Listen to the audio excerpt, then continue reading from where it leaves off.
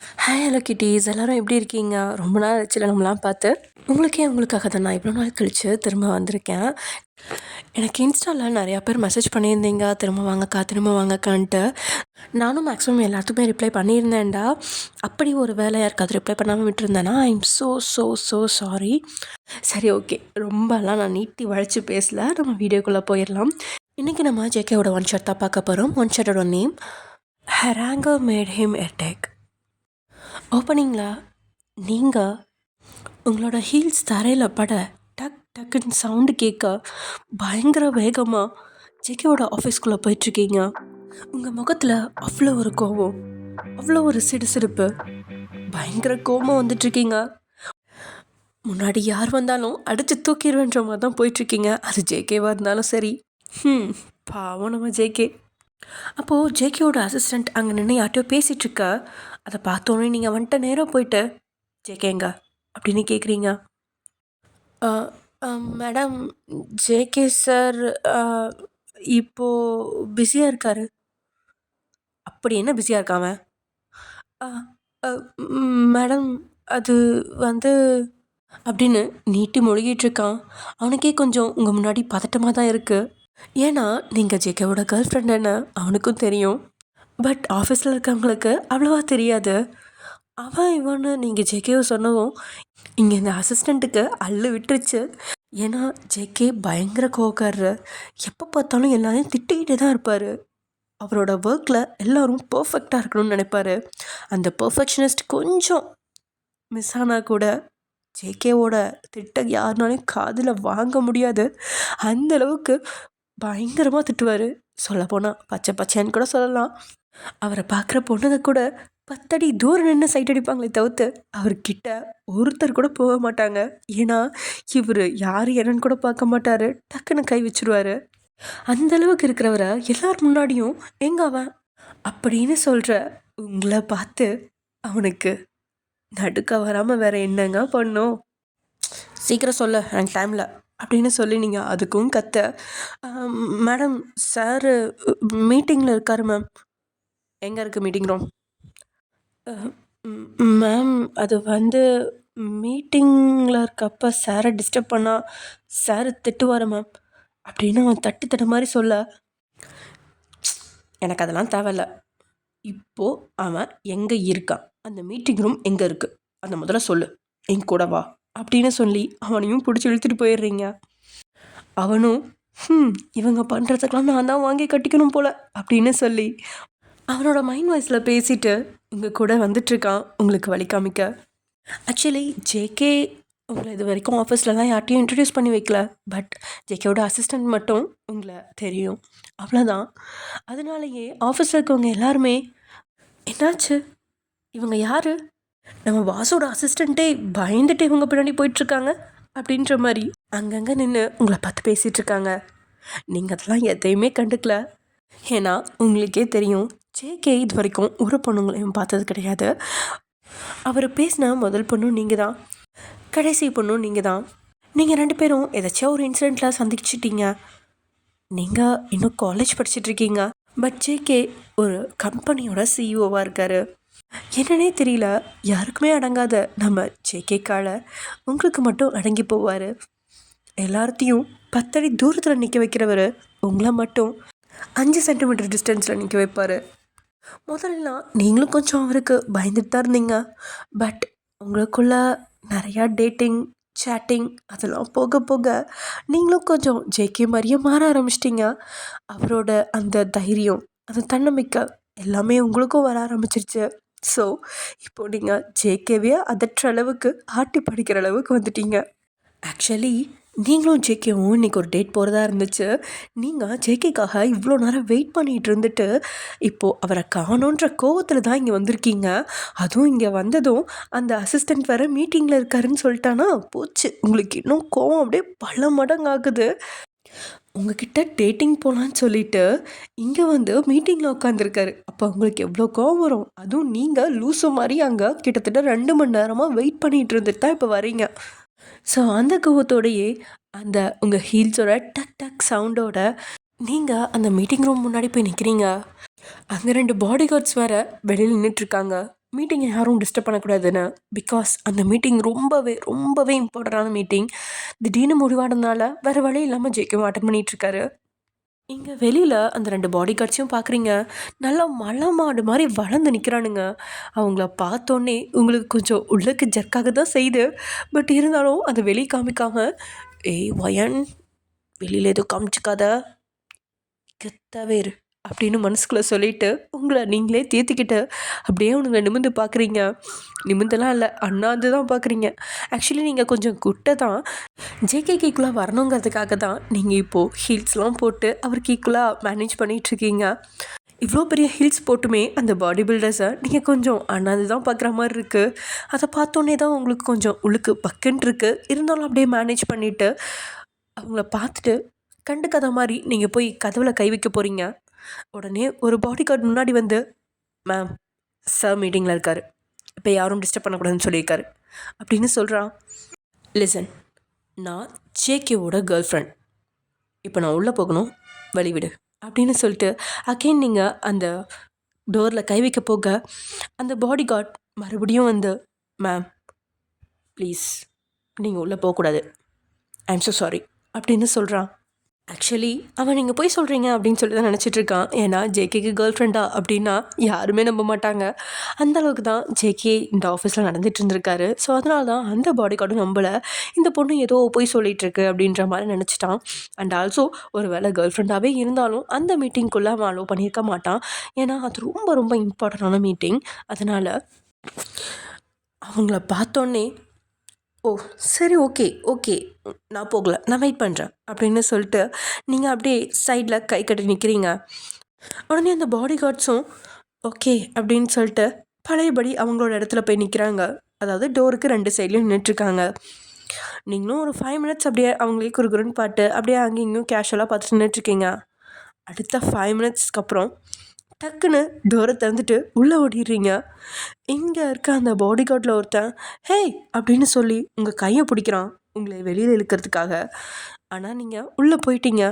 அந்த பாடி கார்டும் உங்கள் கையை பிடிச்சிட்டே உள்ளே வந்துட்டான். திடீர்னு யாரோ உள்ளே வரவும் எல்லாருமே திரும்பி டோர்கிட்ட தான் பார்க்குறாங்க.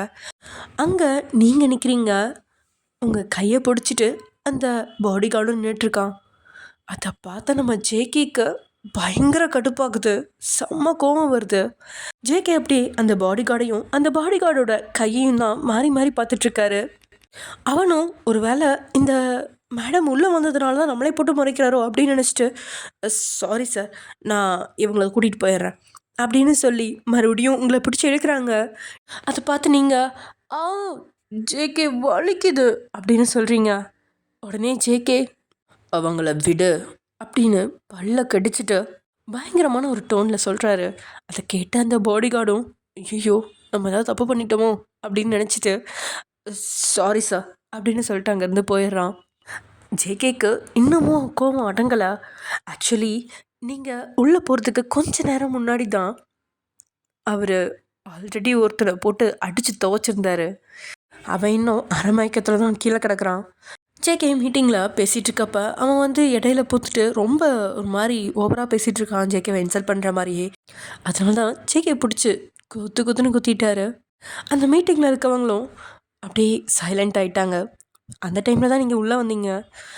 ஜேகே உங்களை பார்த்து இங்கே வான்னு சொல்லிட்டு ஒரு கண்ணை சேர்க்குறாரு. நீங்களும் ஜேகே கிட்டே போகிறீங்க. உங்கள் கோவத்தோடு சேர்த்து அந்த கைவலியும் வந்துருச்சு. அந்த பாடி கார்டை அப்பாயிண்ட் பண்ணதும் ஜேகே தானே, அதனால தான் உங்களுக்கு இன்னும் கொஞ்சம் கோவம் அதிகமாகிடுச்சு. கிட்டத்தட்ட பர்ஸ்ட் ஆகிற அளவுக்கு இருக்கீங்க.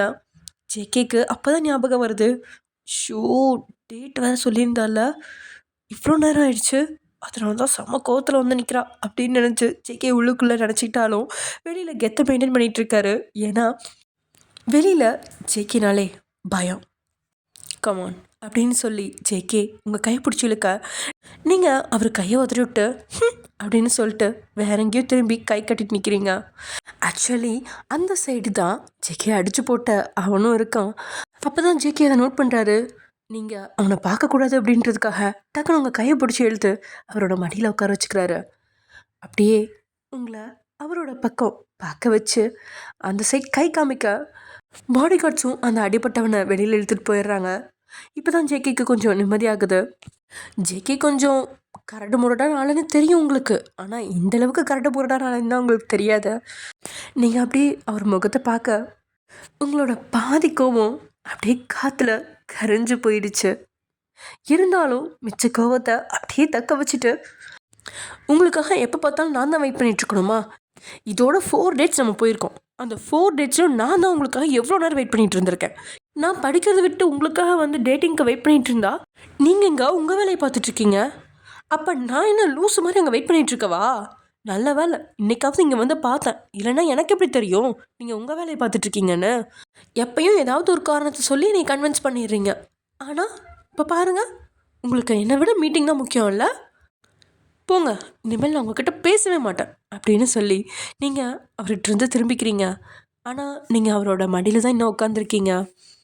ஜேகே உங்ககிட்ட எதுவுமே பேசாமல் உங்களோட இடுப்பில் கை போட்டு அப்படியே அவர் மேலே சாய்ச்சிக்கிறாரு.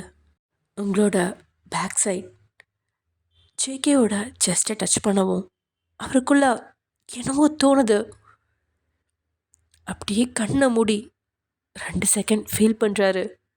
நீங்கள் மறுபடியும் அப்படின்னு சொல்லிட்டு அவரை விட்டு தள்ளி முன்னாடி நகர்ந்து உட்காந்துக்கிறீங்க. ஆனால் அவரோட மடியில் தான். அவர் மடியை விட்டு நீங்கள் எழுந்திரிக்கல. ஏனோ அது உங்களுக்கு தோணலை. இங்கே அந்த மீட்டிங்கில் உட்காந்துருக்க எல்லாருமே பயங்கர ஷாக்காகி ஆன்னு பார்த்துட்ருக்காங்க உங்கள் 2 பேர்த்தையும். ஜேகே ஏதோ தோண அப்படியே திரும்பி எல்லாத்தையும் பார்க்குறான். ஒரு பார்வை தான். எல்லாரும் அப்படின்னு சொல்லிட்டு அப்படியே அவங்க வாயெல்லாம் க்ளோஸ் பண்ணிவிட்டு அப்படியே பேப்பரை பார்க்குற மாதிரி கீழே இருக்க அந்த நோட்ஸை பார்த்துட்ருக்காங்க. கிளம்புங்க அப்படின்ற மாதிரி ஜேகே ஒரு விரலை மட்டும்தான் ஆட்டுறாரு. உடனே எல்லாரும் சைலண்ட்டாக அங்கேருந்து எந்திச்சு ஓடிடுறாங்க. வெளியில் வந்து கொஞ்சம் தள்ளி வந்து நின்றுட்டு, டேய் இது நம்ம ஜேகே தானா? சத்தியமாக நம்ப முடியல. இவர் தானா இல்லை வேற யாராவது மாறிக்கிது வந்துட்டாங்களா? இன்னைக்கு பொண்ணுங்களை பார்த்தாலே 10 அடி தள்ளி நிற்கிறவர், அவங்கள 10 அடி தள்ளி நிற்க வைக்கிறவர், இன்றைக்கி ஒரு பொண்ணுக்கிட்ட இவ்வளோ இவ்வளோ க்ளோஸாக அதுவும் மடியில் உட்கார வச்சு பேசிகிட்டு இருக்காரு. அந்த பொண்ணு என்னன்னா சுத்தமாக மரியாதையே இல்லாமல் பேசிகிட்ருக்கு. இவர் எதுவுமே சொல்லாமல் அமைதியாக இருக்கார் அப்படின்னு ஆளுக்கு ஏதோ பேசிகிட்ருக்காங்க. இங்கே மீட்டிங் ஹாலில் நீங்கள் ஜேகேவை விட்டு கொஞ்சம் விலகி உட்கார ஜேகே மறுபடியும் எல்லோரும் போனதுக்கப்புறம் ஜேகே அவரோட கையை முன்னாடி கொண்டுட்டு வந்து உங்களோட வயிற்றில் அப்படியே அவரோட கையை ஊற விட்டு உங்களை அவர் மேலே மறுபடியும் சாய்க்கிறாரு. உங்களுக்கு ஒரு மாதிரி ஒரு கூஸ்பம்ஸ் வருது. ஒரு செகண்ட் அப்படியே கண்ணை மூடி திறக்கிறீங்க. நீங்கள் ஜேகேயோட நெஞ்சில் சாஞ்சதும் அவருக்கும் ஏதோ ஒரு ஃபீலிங். அது என்னென்னா அவருக்கு தெரியும், பட் உங்களுக்கு தெரியல. இருந்தாலும் உங்களுக்கு கீழே ஏதோ ஒரு பொருள் உங்களை கொஞ்சம் ஹார்டாக டச் பண்ணுது. அது உங்களால் ஃபீல் பண்ண முடியுது, பட் ஆனால் அது என்னென்னு தெரியல. நீங்கள் இன்னும் காலேஜ் தானே படிச்சிட்ருக்கீங்க. ஆக்சுவலி ஓரளவுக்கு உங்களுக்கும் தெரியும் தான், பட் இருந்தாலும் அதெல்லாம் இப்போ தான் அனுபவிக்கிறீங்க. இது புதுசுன்றதுனால அது என்னென்னு உங்களுக்கு தெரியாமல் ஜேகே அப்படின்னு ஏதோ ஆரம்பிக்கிறீங்க. ஜேகே உங்கள் காதுகிட்ட வந்து பேசாத அப்படின்னு சொல்லிட்டு அப்படியே உங்கள் காதில் அவரோட மூச்சு காற்றை உள்ளே விட்டுறாரு. அது ஏனோ தெரில, அந்த ஒரு மூச்சு காற்றே போதும் அவர் உங்களுக்காக ஏங்குறாருன்றத நல்லாவே புரிய வைக்குது. அந்த ஒரு சூடான மூச்சு காற்று அது ஒன்று தான், அது உங்களை அப்படியே ஃப்ளாட் ஆக்கிடுச்சு.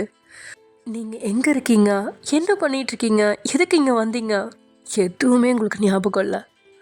எதுவுமே உங்கள் நினைவில் இல்லை.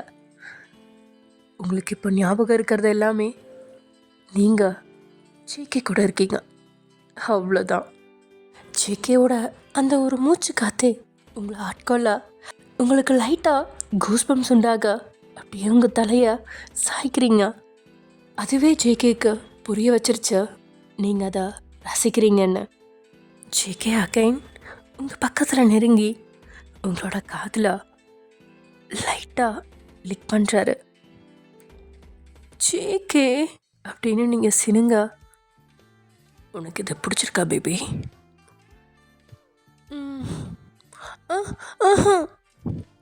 ஹேய், உனக்கு பிடிச்சிருக்கு, அது எனக்கும் தெரியும். Shall we continue this baby? I can't control myself. JK, இதெல்லாம் தப்பு தானே? நமக்கு இன்னும் மேரேஜ் ஆகலை. அப்புறம் நானும் காலேஜ் தான் படிக்கிறேன். வேணாம் ஜேகே, ப்ளீஸ். ப்ளீஸ் டி, சத்தியமாக என்னால் முடியலடி. இந்த ஒரு டைம் எனக்காக ப்ளீஸ்.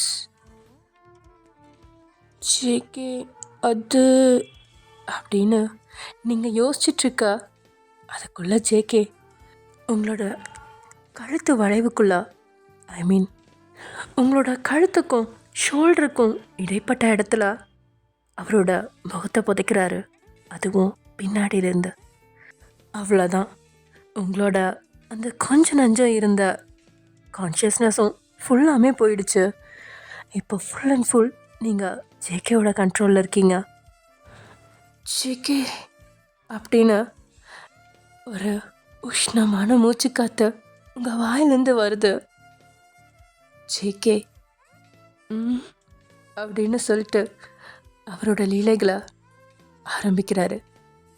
ஒயன் ஒயன் அப்படின்னு சொல்லிட்டே அப்படியே உங்களோட கழுத்து வளைவிலேயே அவரோட முகத்தை புதைச்சிட்டு அப்படியே லைட்டாக லிக் பண்ணுறாரு.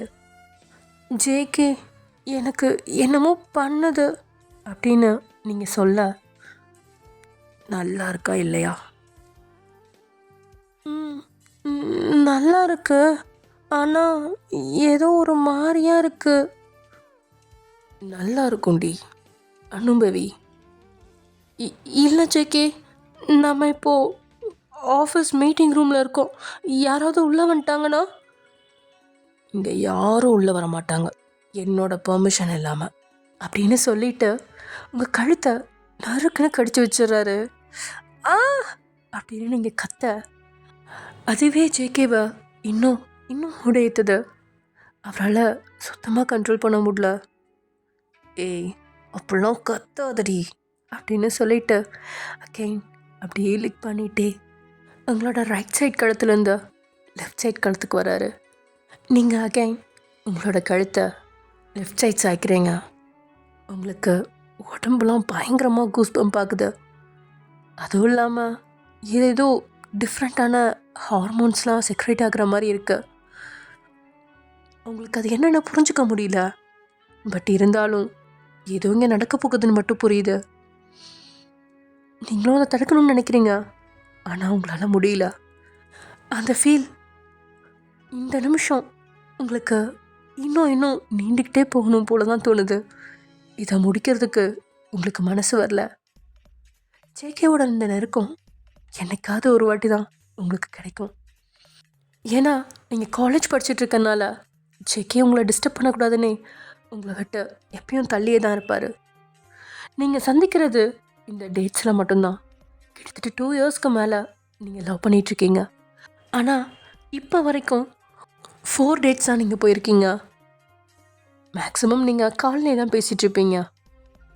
அதனாலையும் என்னவோ தெரியல, ஜேகேவை உங்களால் ஒதுக்கி வைக்க முடியல. அவர் உங்களுக்கு வேணும்னு தோணுது. ஜேகே உங்களோட லெஃப்ட் சைட் கழுத்தில் நல்லா விளையாண்டுட்டு உங்களுக்கு அங்கங்கே ஹிக்கீஸ்லாம் கொடுத்துட்ருக்காரு. அவர் கடிக்கிறாருன்னு தெரியுது, ஆனாலும் ஏனோ தெரியல உங்களுக்கு அது வலிக்கலை. இன்னும் அது உங்களுக்கு வேணும்னு தான் தோணுது. ஜேகே இப்போ அவரோட கையை உங்களோட வயிற்றில் ஊற விட்டுறாரு. ஒரு கையால் விளையாண்டவர் இப்போது 2 கையாலையும் விளையாட ஆரம்பிக்கிறாரு. அவரோட விரல் உங்களோட பெல்லி பட்டனில் பயங்கரமாக நாட்டியம் ஆடிட்டுருக்கு. உங்களுக்கு சொல்ல முடியாத ஒரு உணர்வு. இந்த உணர்வு உங்களுக்கு ரொம்பவே பிடிச்சிருக்கு. அதை அப்படியே உங்கள் கண்களை மூடி அனுபவிச்சிட்ருக்கீங்க. ஜேகேவோட கை அப்படியே பொறுமையாக ஒரு கை மேலே உருந்துட்டு போகுது உங்களோட வயிற்றுலேருந்து. அவரோட கை கொஞ்சம் கொஞ்சமாக மேலே போக நீங்களும் இந்த உலகத்திலே இல்லாதனால அப்படியே ஸ்டாச்சு மாதிரி உட்காந்துருக்கீங்க ஜேகேவோட மடி மேலே. அவரோட இன்னொரு கை கொஞ்சம் கொஞ்சமாக உங்கள் வயிற்றுலேருந்து கீழே இறங்குது.